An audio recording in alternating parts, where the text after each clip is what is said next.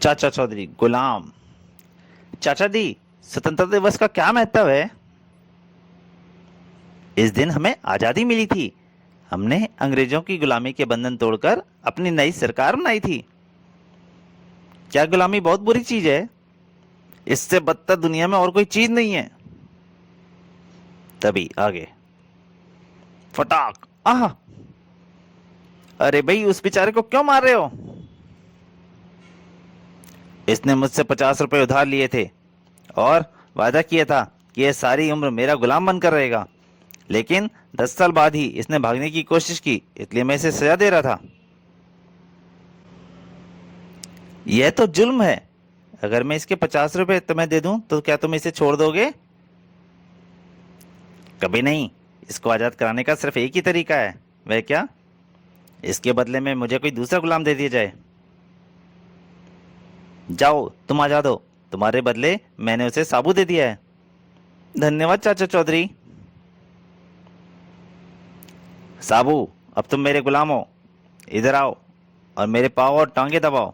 जो हुक्म मेरे आका। साबू पैर हाथ दबाता। ओह, धीरे, तुम तो मेरी हड्डियों का चूमन निकाले जा रहे हो। हाय मर गया। ना जाने कितनी हड्डियां तिड़क गई हैं। फिक्र मत करो, मेरे पास मरहम पट्टी है। अभी सब ठीक हो जाएगा। ओह, बस करो, इतनी मरहम काफी है। हाय मार डाला। तुमने ये पट्टी लपेटी है, बिस्तर लपेट रहे हो। नहीं चाहिए मुझे तुम जैसा गुलाम। भाग जाओ यहां से। धन्यवाद, यही तो हम चाहते थे। बड़ी मछली। अरे साबू, यह क्या है? यह मैंने मछली पकड़ने का कांटा बनाया है। अब मैं हर रोज नदी पर मछलियां पकड़ने जाया करूंगा। अच्छा, देखें तुम कितनी मछलियां पकड़ कर लाते हो। मैं अभी आया। यह नदी तो मछलियों से भरी पड़ी है। कमाल है, शाम हो गई बैठे बैठे मेरे कोई भी मछली नहीं फंसी। हा हा हा हा हा। अरे साबू, तुम्हें देखकर आदमी भाग जाता है, मछली तो फिर एक छोटा जीव है। आज तो निराशा का मुंह देखना पड़ा। थोड़ी दूर पर ही एक सड़क पर एक लेडी जा रही है। ओह, मेरा सोने का नेकलेस। साबू, वह बदमाश मेरा सोने का नेकलेस लेकर भाग गया है। भाग कर कहाँ जाओगे? कांटा बदमाश की अड़ी उसकी बनियान में अटक जाता है। ओह, कच्चे धागे से खींचे चले आएंगे सरकार मेरे।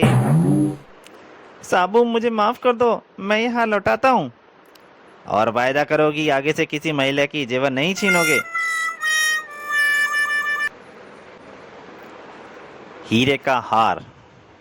दीवान युद्धवीर सिंह ने एक दिन अपनी पत्नी को कहा, आज अपने सुंदर का जन्मदिन है, इसलिए मैं इसे हीरे का हार दे रहा हूँ। यह हीरे का हार तो बहुत कीमती है। इसकी कीमत तो 1 लाख से भी ऊपर होगी। लेकिन हमारे मुन्ने से ज्यादा कीमती तो नहीं है ना। पिताजी, मैं बाहर खेलने जाऊं? जाओ बेटा। दोस्तों, आओ खेलें। वाह, आओ मुन्ना, पकड़ कर लाओ। फुटबॉल को देने दौड़ता है मुन्ना, परंतु हाँ हाँ, यह हीरे का हार तो बहुत कीमती नजर आता है। अगर तुम जिंदा रहे तो पुलिस को खबर कर दोगे, इसलिए तुम्हारा मरना ही ठीक है। नहीं, मुझे मत मारो। पास ही चाचा दादी का गुजरना हुआ। मुन्ने की आवाज उसके कानों में पड़ती है, मुझे मत मारो। चौधरी, आओ, मेरे पिस्तौल में 6 गोलियां हैं, जो तुम दोनों के लिए काफी हैं। चौधरी, तुम खतरनाक आदमी हो, इसलिए पहले तुम्हें ही शूट करता हूँ। देखो तुम्हारे पीछे कौन है। वो पीछे मुड़ता है। यह ट्रिक पुरानी जरूर है, लेकिन हमेशा कामयाब होती है। रहम, मुझ पर रहम करो। मुन्ने के माँ बाप के पास चलो, वही तुम पर रहम कर सकते हैं। दीवान साहब, बच्चे को इतना कीमती हार पहनाना बच्चे को जोखिम में डालने के बराबर था। मैं शर्मिंदा हूँ चाचा जी। अंधेर नगरी। चाचा चौधरी, वाह भगवान, आज तो तुमने चाय बहुत अच्छी बनाई है। क्यों दीपू? मुझे तो चाची के बनाए हुए लड्डू बड़े स्वाद के लगते हैं। तभी, चाचा चौधरी जल्दी चलो, तुम्हें अंधेर नगरी के चौपट राजा ने बुलाया है। मगर यह तो बताओ कि तूने उन्हें मुझसे काम क्या है। यह बात तो तुम्हें वहां पर जाकर ही पता लगेगी। चल भाई दीपू, जरा चौपट राजा से भी मिलाएं। राजा का दूत उन्हें लेकर राजमहल में पहुंचता है। अंधेर नगरी का चौपट राजा। महाराज, चाचा चौधरी हाजिर है। ठीक है महाराज, कैसे याद फरमाया। देखो, मेरे पैर पर एक बहुत बड़ा फोड़ा हो गया है, तुम्हें इसका इलाज करना है। मगर महाराज, मैं कोई हकीम या वैद्य नहीं हूं। यह अंधेर नगरी है, यहाँ हकीम और नीम हकीम में कोई फर्क नहीं समझा जाता। मेरी नगरी के ये सारे वैद्य मेरे फोड़े का इलाज करने में असफल रहे, तो इन्हें सूली पर लटकाने के लिए बांध रखा है। अगर तुमने भी मेरा इलाज ना किया तो तुम्हें भी इनके साथ मार दिया जाएगा। अच्छी बात है, अगर माना ही है तो क्यों ना तुम्हें भी मजा चखा कर मरूं। चाचा चौधरी अपनी जेब से एक पिन निकालता है और जोर से वह पिन चौपट राजा के फोड़े में चुभो देता है। उई कमबख्त, तुमने तो मेरी जान ही निकाल ली। महाराज, मेरे इलाज का तरीका है यही है। फोड़ा फूटने से उसमें से सारा गंदा खून और कीटाणु बह जाते हैं। उसके बाद चाचा चौधरी पैर पर कसकर पट्टी बांध देते हैं। एक सप्ताह बाद पैर की पट्टी खोली जाती है। अरे वाह, मेरा फोड़ा तो सचमुच ठीक हो गया। चाचा चौधरी ने मेरे फोड़े को ठीक कर दिया है, इसलिए इसे हीरे जवाहरात से माला माल कर दो। महाराज, मुझे हीरे जवाहरात नहीं चाहिए। मैं ही सिर्फ आपसे एक ही चीज चाहता हूँ कि आप इन निर्दोष वैद्य हकीमों को छोड़ दो। ठीक है, इन सबको छोड़ दिया जाए।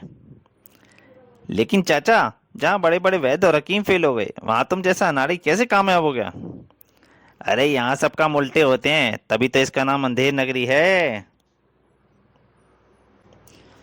पंजीरी, क्यों टिंगू मास्टर, तुम्हारी नाक को क्या हो गया है। मुझे पंजीरी की खुशबू आ रही है। खुशबू तो मुझे भी आ रही है, लगता है तुम्हारी चाची ने पंजीरी बनाई है अभी। भगवान, क्या है, तुमने पंजीरी बनाई है। हाँ बनाई है, मगर जब तक तुम दोनों नहा नहीं लेते पंजीरी नहीं मिलेगी। मैं मंदिर जा रही हूँ, मेरे लौटने से पहले नहा लेना। यह नहाने की मुसीबत चाची यूं ही डाल गई। पंजीरी तो इसी घर में रखी है ना। तुम उधर देखो और मैं इधर, पहले पंजीरी खा लें, नहाना बाद में हो जाएगा। दोनों पंजीरी ढूंढने लग जाते हैं। चाचा और टिंकू यहाँ नहीं है। चाचा जी, पंजीरी उस छिक्के में। चाची इतने ऊंचे रख कर गई हैं कि मेरा हाथ नहीं पहुंच पा। चाचा जी आते हैं। लो, अब तो पहुंच रहा है ना, जल्दी जल्दी मुंह में डालो। वाह, मजा आ गया। तभी, हैंड्स अप, तिजोरी की चाबियां कहाँ हैं। बोलते क्यों नहीं, तुम्हारे मुंह में क्या है। जवाब नहीं दोगे तो गोली मार दूंगा। तुम्हारे मुंह में क्या है। और चाचा जी मुंह खुलते हैं बोलने के लिए। और पंजीरी, सारी पंजीरी उसके मुंह पे गिरती है। उस बदमाश के हाथ से पिस्तौल छूट जाती है। चाचा जी दौड़ के पिस्तौल उठा लेता है। भगवान, आज तुम्हारी पंजीरी ने घर बचा लिया।